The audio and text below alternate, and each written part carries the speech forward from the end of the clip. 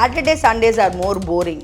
Host வந்து கொஞ்சம் நம்ம நினைச்ச மாதிரி இல்லை. ஸ்ரீகுமரனின் காதலி திருவிழா அக்டோபர் 18 முதல். அவர் ஒரு தலையா இருக்கிறாரு, ஒரு பக்கமா பேசுறாரு. எந்த தலையுமாவே இல்லைன்றது தான் என்னோட ஃபீலிங். ஏன்னா ஒரு தலையா இருக்கேன்றீங்க.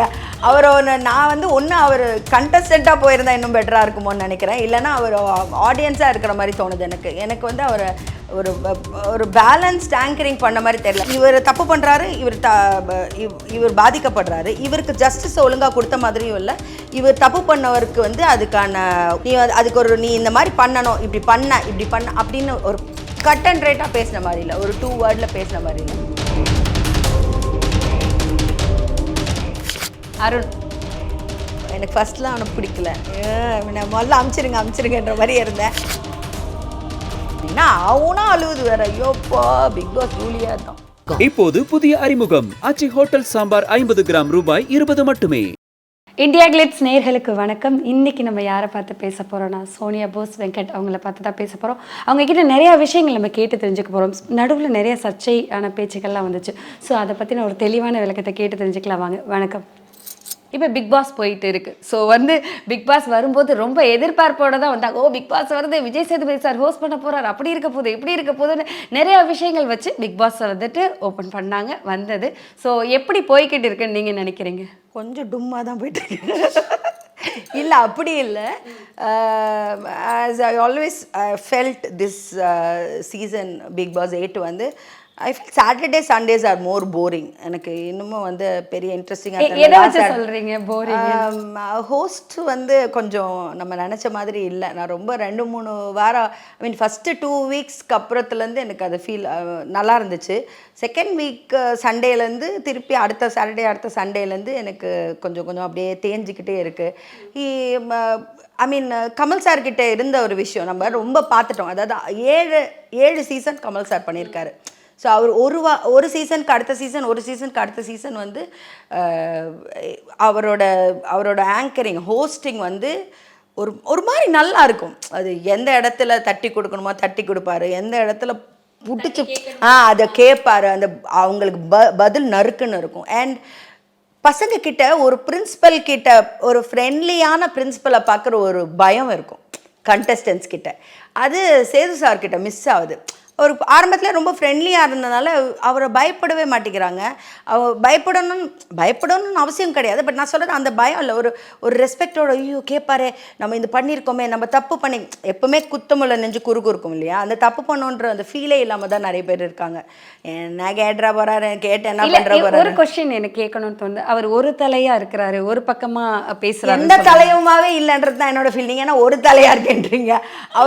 நான் வந்து ஒன்று அவர் கண்டஸ்டண்ட்டாக போயிருந்தா இன்னும் பெட்டராக இருக்குமோன்னு நினைக்கிறேன். இல்லைன்னா அவர் ஆடியன்ஸாக இருக்கிற மாதிரி தோணுது எனக்கு வந்து அவர் ஒரு பேலன்ஸ்ட் ஆங்கரிங் பண்ண மாதிரி தெரியல. உள்ள வந்து ஒருத்தர் இவர் தப்பு பண்ணுறாரு, இவர் பாதிக்கப்படுறாரு, இவருக்கு ஜஸ்டிஸ் ஒழுங்காக கொடுத்த மாதிரியும் இல்லை. இவர் தப்பு பண்ணவருக்கு வந்து அதுக்கான ப்ராப்பராக நீ இந்த மாதிரி பண்ணணும், இப்படி பண்ண அப்படின்னு ஒரு கட் அண்ட் ரைட்டாக பேசின மாதிரி இல்லை, ஒரு 2 வேர்டில் பேசின மாதிரி இல்லை. ஒன்று கோவப்படுறாரு, இல்லைனா அப்படியே விட்டுறாரு. இது ரெண்டும் எனக்கு ஐ திங்க் நமக்கு என்ன தெரியும், பிக் பாஸ்னால் என்ன தெரியும், நமக்கு ஒன்றுமே தெரியாது. நமக்கு இவங்க காட்டினது தான் பிக் பாஸ். நமக்கு ஹோஸ்ட்னா அது கமல் சார் தான் host. Even Salman Khan sir கூட நான் வந்து பார்க்குறேன் தான்.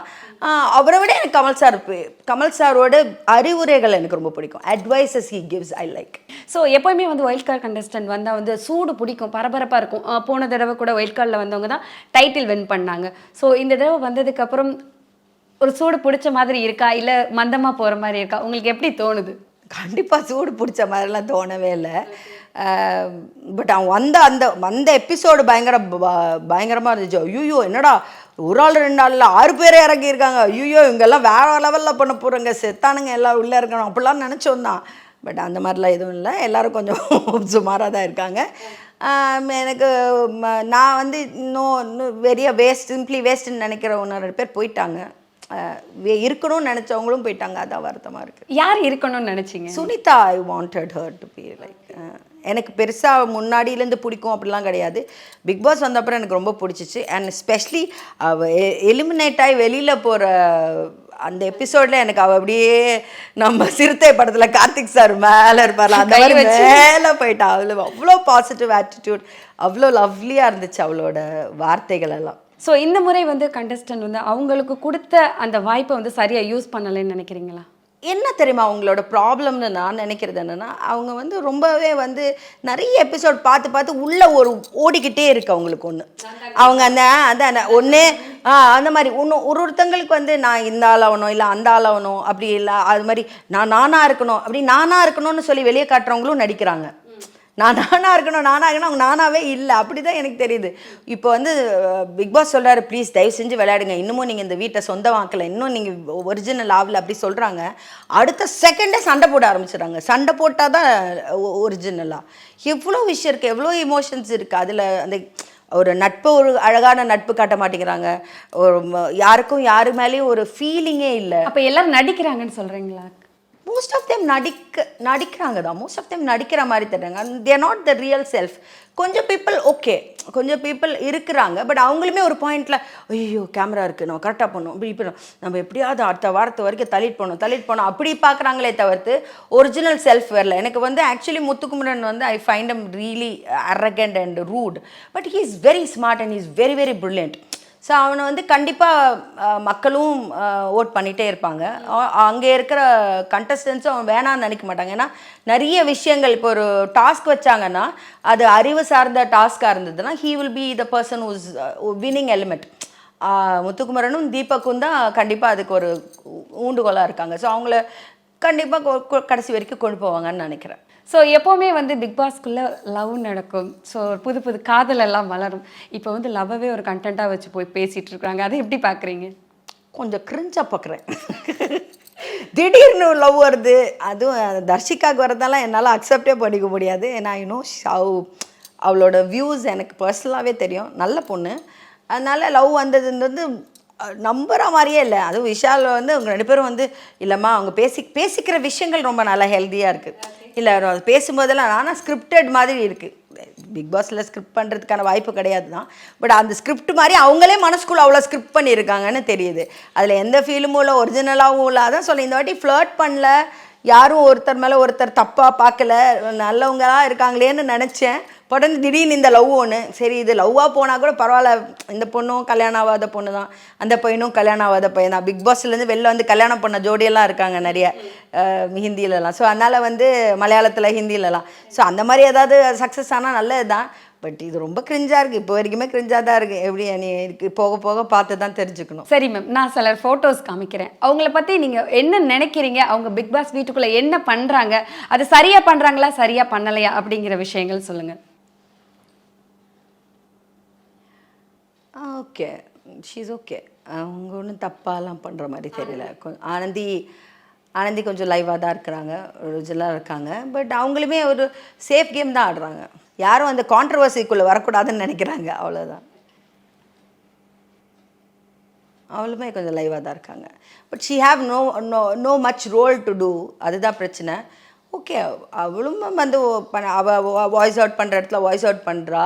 அந்த ஆர்னாவ் இருந்த டைம்லேயும் எனக்கு பெருசாக பிடிக்கல, போன டைம்லேயும் எனக்கு பிடிக்கல. இப்போ ஐ slowly started liking her. Arun இப்போ ஓகேன்னு தான் நினைக்கிறேன். எனக்கு ஃபஸ்ட்லாம் அவனை பிடிக்கல, நிறைய 2-3 வாரம் எனக்கு பிடிக்கவே இல்லை. நான் முதல்ல அமுச்சிருங்கன்ற மாதிரி இருந்தேன். பட் இப்போ அவனும் கொஞ்சம் லைவாக வரான், ஓப்பன் அப் ஆகிட்டான், கொஞ்சம் லைவாக இருக்கான், கொஞ்சம் ஒரிஜினலாக இருக்கான், கோவம் ஒரிஜினலாக வருது, சமாதானம் ஒரிஜினலாக பண்ணுறான். I like him. தீபக் தான் கொஞ்சம் ஐ மீன் நமக்கு தெரியாத ஒரு தீபக்கை பார்க்குறோம். திடீர்னு ரொம்ப அரக்கண்ட்டாக, ரொம்ப ரூடாக, ரொம்ப ஆட்டிடியூடு உச்சக்கட்டத்தில் இருக்காங்க. இப்போ கூட அந்த ராஜா டாஸ்கில் கூட அந்த படைத்தளபதி ஏதோ கொடுத்துருக்காங்க போல இருக்குது. படைத்தளபதியில் கூட அந்த ஸ்வாக் விடாமல் தான் இருக்காங்க, ஸ்வாகோடையாக இருக்காங்க. எல்லாம் தமிழ்லாம் செந்தமிழில் வந்தாலும் ஸ்வாக் விடாமே இருக்கிறாங்க. ஸோ ஒரு ஆட்டிடியூடு இருக்குது ரொம்ப. Oh my God, this girl I don't know, எனக்கு எப்படி சொல்லுதுன்னு தெரியல. ஐ ஃபைண்ட் வெரி மச், அதான் டூ மச். நம்ம ஃபர்ஸ்ட்லேருந்தே நான் ஃபாலோ பண்ணிட்டு இருக்கிற விஷயம் என்னென்னா, வயசை மீறின ஒரு வயசு மீறின ஆட்டிடியூட் நம்ம சில குழந்தைங்கள பார்க்கும்போது சொல்லுவோம்ல, ஐயோ இதுனா குழந்தை மாதிரியே பிஹேவ் பண்ண மாட்டேங்குது, பெரிய ஆள் மாதிரி பிஹேவ் பண்ணுது அப்படி சொல்லுவோம் இல்லையா, அந்த மாதிரி இது அதோட ஏஜே பிஹேவ் பண்ணாமல் ரொம்ப பெருசாக பண்ணுது. சில நேரத்தில் பார்த்தா ரொம்ப குழந்தை மாதிரி நான் கிண்டர் கார்டனில் இருக்கேன், எனக்கு 10 மணிக்கு பால் வேணும், என்ன 12 மணிக்கு பாய் போட்டு படுக்க வைக்கணும் அப்படி சொல்லுவாங்களே, அந்த கிண்டர் கார்டன் சொல்லணும் இல்லை, அந்த இது பிளே ஸ்கூல்ல போடுவாங்களே அந்த மாதிரி. நான் பிக் பாஸ் ஸ்கூல்ல போன மாதிரி பண்றாங்கன்னு நினைக்கிறீங்களா, தெரியாம பண்றாங்கன்னு நினைக்கிறீங்க? அவ மட்டும்தான் அந்த அந்த மொத்த பிக் பாஸ்லயுமே வந்து தெரிஞ்சும் தெரியாம பண்றா. அவளுக்கு தான் கரெக்டா ராணி கொடுத்துருக்காங்க. ராணி எல்லாம் ராணி அவளுக்கு கரெக்ட் கிடையாது. அதனால அவ 24/7 ராணியா அந்த போய் சோஃபால உட்காந்தா கூட கால் மேல கால் போட்டுக்கிட்டு ஆடிக்கிட்டே இருக்கு. என்னம்மா யாருமா நீ, ஏம்மா இப்படி பண்ற?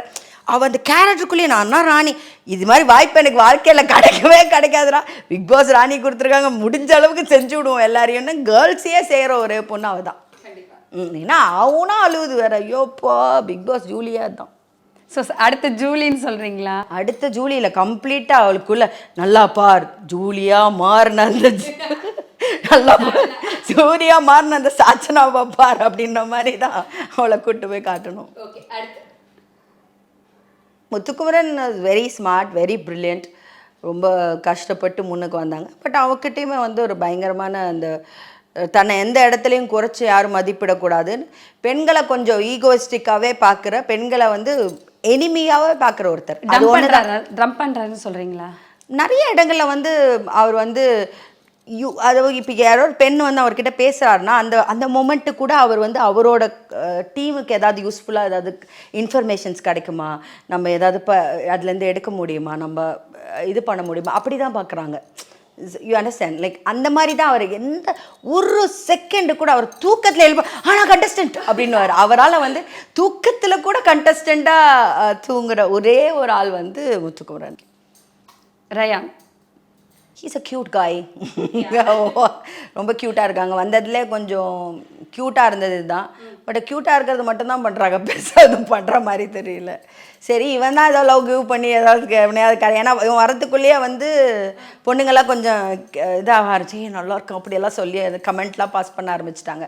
ஸோ இவன் தான் ஏதாவது லவ் பண்ணி எதையாவது ஒன்று கரெக்ட் பண்ணி ஏதாவது அதுக்கே இறக்கியிருக்காங்கன்னு கூட நினச்சேன் நான். ரயானா பேசிக்கலி வந்து ரயானையும் ராணவியும் லவ் கான்செப்டே வரமாட்டேங்குதே இவங்களுக்குள்ள. ஒரு கொஞ்சம் ஸ்மார்ட்டான யங் தெரியாத பழக்கமில்லாத கைஸ் அனுப்புவோம். விஷால கொஞ்சம் தெரிஞ்சிருக்கும் மேலே. இவங்க 2 பேரும் பெருசாக ரொம்ப பழகி இருக்க மாட்டாங்க அவங்க. ஸோ அதனால இதான் இறக்குனாங்கன்னு நினச்சேன். இவன் கண்டிப்பாக எதையாவது ஒன்று தூக்குவான்னு நினச்சேன் லவ்னு. பட் இவன் சும்மா கிடக்குறான். விஷாலுக்கு வாய்ப்பு இருக்கா? இவனை தூக்குறதுக்கு தான் வாய்ப்பு இருக்கு, இவன் யாரையும் தூக்க மாட்டான் போல. ஜெஃப்ரி அவன் தான் அந்த எல்லார்கிட்டையுமே பெண்கள்கிட்ட வந்து ரொம்ப வந்து மடியில் படுக்கிறதா இருந்தாலும் சரி, தோளில் சாயறதா இருந்தாலும் சரி, கை வச்சு பேசுகிறதா இருந்தாலும் சரி, எந்த ஒரு பெண்களும் விகல்பமாக நினைக்காம அவனும் அது விகல்பமாக பண்ணாமல் அந்த மாதிரி இவன் ரொம்ப இயல்பாக ரொம்ப ஃப்ரீயாக ரொம்ப இதுவாக இருக்கான். நம்ம நேரம் வரும்போது பயங்கரமாக கத்துறான், பயங்கரமாக உணர்ச்சி வசப்படுறான். ஸோ நல்லா பண்ணுறான். பார்க்க கொஞ்சம் டாலாகலாம் இருக்கான். இப்பயும் பாருங்க அவனை ராஜாவாக உட்கார வச்சிருக்கான். அவன் ஈன்னு இழிச்சிட்டே இருக்கான். சாச்சனா தம்மு தூண்டு இருக்கு, ஒரு விரல் சைஸில் இருக்கு, அதுக்கு ஆள் ஆட்டுது இப்படியெல்லாம் பண்ணுது. இவன் ராஜா, இவர் அட்லீஸ்ட் பாகுபலி ரேஞ்ச் இல்லைனாலும் ஆஃப்டர் ஆல் அந்த வடிவேல் சார் இருப்பார், அந்த ராஜாவாவது பண்ணோம்ல. இவன் ஈன்னு இழிச்சிட்டு தான் இருக்கான், சிரிச்சிடுறான். அவனால் கேரி பண்ணிக்க முடியல. இவனும் வர்ஷினிக்கும் அதான் ப்ராப்ளம். அந்த கேரக்டர் கொடுத்தா கேரி பண்ணிக்க மாட்டேங்கிறாங்க. அவங்களுக்கு பிரின்சிபலாக கொடுத்தாங்க. She never carried her self. எது சொன்னாலும் சிரிச்சிட்டு இருக்கு. அந்த ஸ்ட்ரிக்டாக இருக்கணும் இல்லையா? அது உங்களோட நடிப்பு திறமையும் காமிக்கிறதுக்கு தானே பிக் பாஸ் இருக்கு. ஸோ அதை காமிக்கல. If you want to be an actor you can use this platform, isn't it? Dharshika I personally know her. So I like her personally. அதனால வந்து இந்த ஒரு லவ் போர்ஷனை தவிர்த்து அவள் எதுவுமே நடிக்கிற மாதிரியெல்லாம் தெரியல. ஷீ இஸ் ஹர்ஸ், ரொம்ப இயல்பாக தான் இருக்கா அவள். அதுதான் கொஞ்சம் ரொம்பவே எல்லாத்தையும் மேச்சூர்டாக ஹேண்டில் பண்ணுவாள். கொஞ்சம் நல்லாவே எதுலேயுமே இறங்கி அவளோட ஃபுல் கொடுக்கணும்னு நினைப்பா. ஐ நோ ஹர், ரொம்ப வருஷமாக தெரியும், ஒரு 6 வருஷமா 7 வருஷமா தெரியும். ஸோ அதனால I think she is her self. Vishal என்னடா விஷால் இப்படி பண்ணுற? சிச்சோ அப்ப எவ்வளவு பொண்ணுங்களுக்கு மனசு உடைஞ்சிருக்கும்னு பாத்துக்கோ. வெளியில என்ன இப்போ கொஞ்சம் கொஞ்சமா வரும். இப்போ இந்த பிக் பாஸ்ல ஏதாவது இந்த லவ் ஸ்டார்ட் ஆனா அப்பதான் நீங்க அடுத்த இன்டர்வியூ போய் எடுப்பீங்க. சில பொண்ணுங்க என்ன லவ் பண்ணி என்னை ஏமாத்திட்டான்னு ஒரு பொண்ணுங்க டே என்னடா பிக் பாஸ்க்குள்ள எனக்கு வார்த்தை கொடுத்துட்டு போனீங்கன்னு நிறைய பேர் அந்த மாதிரி பண்ணியிருக்காங்க இல்லையா. ஆனால் வெளியே வந்து அவங்க யாருக்கு இருக்காங்க அவங்களே கல்யாணம் பண்ணிப்பாங்க. அதனால நீங்கள் ஒன்றும் சொல்கிறது இல்லை, சும்மாலாம் சீனம் பண்ணாதீங்க. அதெல்லாம் பிக் பாஸ் தலைவா, வெளில வந்தால் அதெல்லாம் கிடையாது. அது பிக் பாஸ், இது வேற அப்படின்னு சொல்கிறாங்க. ஐ ஃபைண்ட் அ ரியலி ரொம்ப ஆட்டிடியூட் இருக்கிற ஒரு பெண். முத்துக்குமரனோட பொம்பளை வேர்ஷன் அது. லைக் ஐ டோன்ட் நோ, எனக்கு தெரியல, எனக்கு என்னமோ ரொம்ப ஆட்டிடியூடாக இருக்காங்க. எப்போ பார்த்தாலும் ஃபேஸ் ஒரு மாதிரி நம்ம தான் அந்த பிக் பாஸோட பிரின்சிபல்.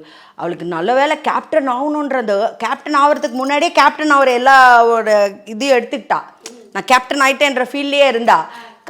லக்கிலி கேப்டனும் ஆயிட்டா, முடிஞ்சிச்சு, அவ்வளோதான். 24 hours அந்த கேப்டனாகவே இருக்கா. நான் தான் கேப்டன் அடிச்சுக்கிட்டு அவங்க யாராவது அந்த கேப்டன்றது என்னமோ பெரிய ஏதோ மினிஸ்டர் போஸ்டா சிஎம் போஸ்ட் மாதிரி நினச்சிட்டு இருக்கீமா. நீ கேப்டன் தான், ஒன்றும் இல்லை, எல்லாருக்கும் இன்ஸ்ட்ரக்ஷன்ஸ் கொடுக்கலாம். அது 24 hours நான் தான் கேப்டன் தெரியுமா, நான் தான் கேப்டன். எனக்கு தெரியல, அவனுக்கு மறந்து போச்சா, நான் அப்படி ஞாபகப்படுத்திட்டே இருக்குது. I don't like it. I mean அந்த டீச்சராக பண்ணும்போது கொஞ்சம் நல்லா பண்ணாங்க. மற்றபடி வந்து பவித்ரா ஆல்சோ லைக் அது என்னன்னா அவங்களுக்கெல்லாம் ஒரு பேசிக்காக ஒரு கேரக்டர் இருக்கும் போல், சாஃப்டாக, ரொம்ப இது இல்லாமல் அதே தான் உள்ளே இருக்காங்க. அவங்களாம் வந்து பெரிய ஆனால் பட் பிக் பாஸ் மாதிரி என்ன கேட்டால் பவித்ராவுக்கு வந்து big boss is not a genre at all.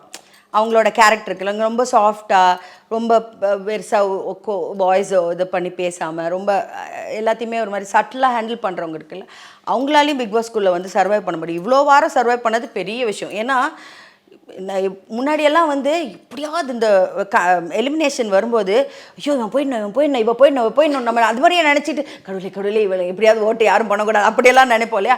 இந்த வாட்டி அப்படி நினைக்க முடியல. ஏன்னா கொத்து எலிமினேட் பண்ணுறதா இருந்தால் 4 பேர் 5 பேர் எலிமினேட், எப்படி அதனாலே எலிமினேட் பண்ண முடியல. நிறைய பேர் இருக்காங்க எலிமினேஷனில்.